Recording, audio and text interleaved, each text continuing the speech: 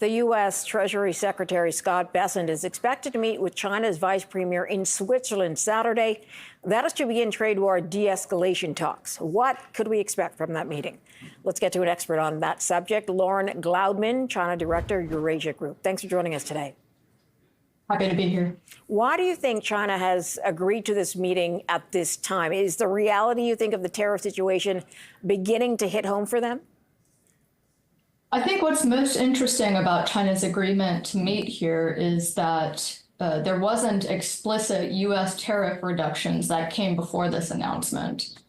So it says to me that Beijing is really highly motivated to understand Trump's actual intentions around China policy and really gauge the U.S. sincerity around negotiating further before formally agreeing to enter into negotiations. So, Lauren, as you know, this is being looked at as a de-escalation discussion. But do you expect, if we didn't have tariffs reduced before the meeting, that perhaps the meeting could change that and we might see tariffs reduced as a result of a first meeting?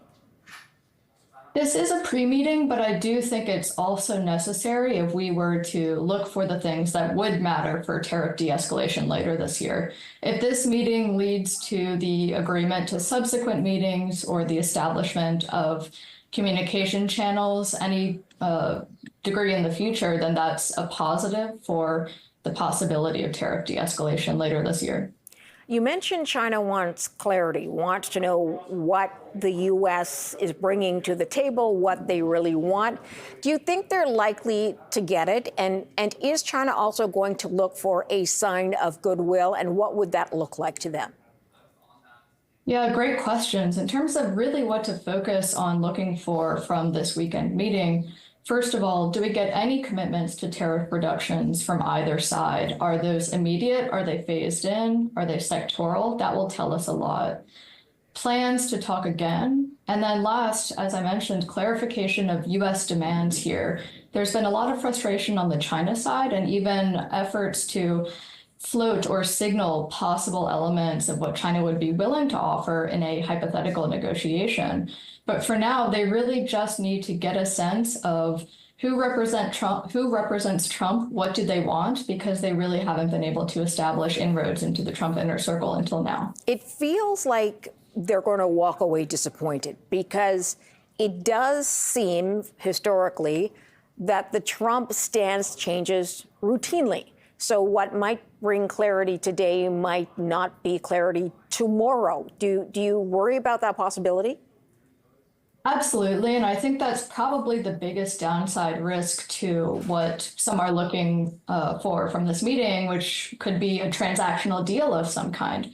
Fundamentally, I don't think that Beijing's assessment of Trump's intentions or the U.S. intentions toward China at large have changed, and I don't think they're likely to change. So, I think Beijing's assessment that Trump is unreliable and volatile is going to continue to undermine any real upside progress on the relationship at large. To me, the best case scenario by the end of the year is one in which we see some tariff rollback, perhaps back to those around 60% levels, and one that involves an agreement to continue talking. What do you see, if anything, from Beijing that signals it could be ready to pivot away from the U.S. for trade in the longer term?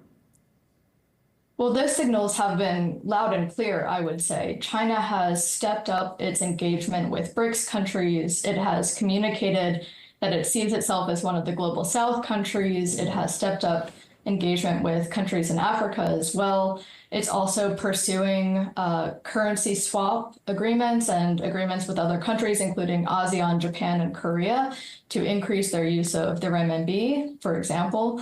So these are all part of efforts to essentially go China's own way, right? Because of this uncertainty around what Trump might do next and what U.S. policy towards China is, China has no choice but to really engage with all other markets around the world, Europe being very much in focus right now, and to pursue its own domestic economic support policy as well.